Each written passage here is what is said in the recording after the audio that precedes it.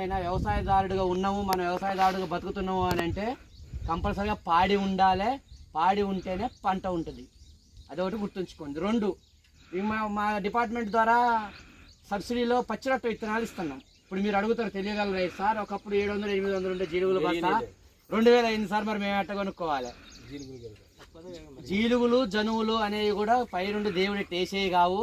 అవి కూడా ఢిల్లీ, పంజాబ్, రాజస్థాన్లో రైతులు పండియాలి. వాడికి పెట్టుబడి ఎక్కువ అవుతూ ఉంటుంది. మనం పోయి వాడి దగ్గర కొనాలన్నా కానీ నువ్వు పొద్దుగా వస్తున్నావు అంటే రూపాయలు ఎంత చెబుతాడు వాడు? 2 రూపాయలు చెప్తాడు. మనకు అవసరం కదా, ఇది ఎట్టా తీసుకుంటాడు అన్న ఉద్దేశంతో వాడు రేటు పెంచుకో కూర్చుంటాడు. అందుకనే రైతు మీరు ఇప్పుడు వరి పొలం కోసిన తర్వాత జనువులు జల్లుకుంటే జనువులు పశువుల మేతతో పాటుగా జనువులు కూడా అవుతాయి మీకు. ఒకప్పుడు చల్లేవాళ్ళు వరి మొత్తంలో, ఇప్పుడు మీరెవరు దాన్ని ఇప్పుడు ఖమ్మం కూలో పోతుండు, వాడికి ఎంత వస్తుంది? ఒక 1000 రూపాయలు వస్తుంది అనుకో. మన టార్గెట్ కూడా నేను వ్యవసాయం మీద 300 రోజులు, నాకు రోజుకి ఎంత రావాలి? 1000 రూపాయలు రావాలి. అంతేకమ్మా, నీకు ఎంత కావాలి రోజుకి? ఇప్పుడు కూలోడు కూలికి పోతుంటే వాడికి 1000 రూపాయలు వస్తుంది, నీకు కూడా 1000 రూపాయలు. వాడు ఎన్నింటికి పోతుండే కూలోడు? అడ్డా మీదకి 6ంటికి పోతుండే, మళ్ళీ ఎన్నింటికి వస్తుండు? మళ్ళీ 6ంటికి వస్తుంది. నువ్వు కూడా అంతే, చేలో 6 నుంచి సాయంత్రం 6 దాకా పని చేసుకుంటే నీకు 1000 రూపాయలు రావాలి రోజుకి. అది 360 రోజుల తర్వాత సంవత్సరం మొత్తం ఒకేసారి రావద్దు. ఏ రోజు 1000 ఆ రోజు రావాలంటే ఏం చేయాలి చెప్పండి? మీరు ఏ రోజు 1000 ఆ రోజు రావాలి. నాకు మిరపదోట వేస్తే వస్తా, ఏ రోజు 1000 ఆ రోజు, రోజుకి 1000 ఖర్చు అయింది నువ్వు మిరపదోట వేస్తే. అది 4-5 రకాల పంటలు వేసుకొని ఆ పంటలు సార్ మరి నేను ఇక్కడ వ్యవసాయం చేయాలా, ఖమ్మం పోయి అమ్మకొచ్చుకోవాలా? అంతే కదా మీ డౌట్. మీరందరూ ఒక అరెకరంలో కూరగాయలు వేసుకుంటే ఆడే మార్కెట్ వాడే ఇక్కడికి వచ్చి కొనుక్కపోతాడు. బెండకాయ వేసుకోవచ్చు, వంకాయ వేసుకోవచ్చు. మరి మళ్ళీ మీరు ఒక డౌట్ చెబుతారు సార్, కోతులు అమ్మలేరంటే ఇప్పుడు నీకు 1000 రూపాయలు రోజుకి కావాలా వద్దా? బొచ్చుమెట్లు అది నామోషి ఉందా? మరి నీ చేలో నువ్వు పని చేస్తా, నీ అన్నం నువ్వు తింటా, వస్తాడు. ఏమవుతాడు తెలుసా? వంకాయ అమ్ముతాడు. మరి అరే మా ఖమ్మంలో ఉండే మేము కొనుక్కొని తిని, ఊర్లో ఉండే మీరు కొనుక్కొని తింటే ఇంకా అర్థం ఎక్కడుంది? ఆయనకి ఆస్తులు ఎంత ఉన్నాయి తెలుసా? వాళ్ళ కొడుకు జాబ్ చేస్తాడు. నేను అనేది మనకు కొడుకు జాబ్ చేస్తాడు. టార్గెట్ కావాలంటే నేనేం పండించుకోవాలి? మీకు తెలివి ఉండాలి. నేను చెప్పడం కూడా కాదు, తెలివి ఉండాలంటే ఇప్పుడు బచ్చల కూర, పాలకూర, చుక్కకూర, గోంగూర, కొత్తిమీర, పుదీనా ఇవన్నీ మనకు బండవా? అన్ని పండుతాయి. వంకాయ, టమాటా కొంత ఇప్పుడు వేస్తే ఎకీబార్ 5 ఎకరాలు వేస్తారు, లేకపోతే వదిలేస్తున్నారు. అట్లా వేయొద్దు. మీకున్న 5 ఎకరాలలో ఒక అరెకరంలో ఆకుకూరలు, ఒక అరెకరంలో కూరగాయలు అన్నీ ఒకేసారి కూడా వేయద్దు. 15 రోజులు గ్యాప్తో పెట్టుకుంటా ఉంటే అయిపోయే లోపల అవి వస్తూ ఉంటాయి. ఆ విధంగా ప్లాన్ చేసుకోవాలి. ఓకేనా? ఆ విధంగా చేస్తేనే వ్యవసాయం మీకు ₹1 మిగిలిద్ది.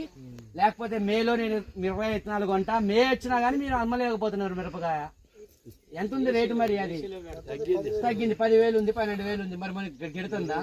అదే నిత్యం కూరగాయలు వేసుకుంటే ఎందుకమ్మా? అందుకని అరెకరమే వేసుకో. అరెకరం నువ్వు నీ ఆయన నువ్వు ఒక 25 కిలో బెండకాయ వేస్తే కోయలేరా? చెప్పండి, మీరే చెప్పండి. వంకాయ కోయలేరా? ఒక 25 కంటే 10 కుంటలు 10 కుంటలు వేస్తే వంకాయ కోసుకోలేరా? ఒక పూట వంకాయ, ఒక పూట బెండకాయ, ఒక పూట కాకరకాయ, అట్లా ఆ విధంగా మీరు సెట్ చేసుకోవాలి తెలివిగా. సలహా సూచనలు ఎప్పుడు ఇస్తారంటే ఆయిల్ పామ్, నెక్స్ట్ ఏంటిది పామ్ ఆయిల్. ఎవరైతే 5 ఎకరాలు చేనుందో పెద్ద రైతు 2 ఎకరాలు పామాయిల్ వేసుకోండి. 10 ఎకరాలు 8 ఎకరాలు ఉన్న వాళ్ళు ఒక 4 ఎకరాలు 3 ఎకరాలు వేసుకోండి. నీళ్ళను బట్టి ఏంటంటే పామాయిల్కి నిత్యం ధర ఉంటుంది. మనం ఏం తినాలి? పొద్దున్న లెగిస్తే నూనెతోనే పని. నూనె గింజలు ఎక్కడైనా పండుతున్నాయా? వేరుశెనగ కానీ లేకుంటే పొద్దుతిరుగుడు కానీ ఎక్కడైనా పండిస్తున్నారా? ఎక్కడ పండి? ఇట్లా ప్రత్యామ్నాయం ఏమి నూనె కనపడుతుంది మనకి? పామాయిల్. ఆ పామాయిల్ కూడా ఎందుకు వస్తుందంటే మలేషియా, సింగపూర్, వేరే దేశాల్లో విరివిగా మనకు సుబాబులు ఎట్లా అయితే ఎక్కువ వేస్తానో అక్కడ పామాయిల్ ఎక్కువ పండిస్తారు.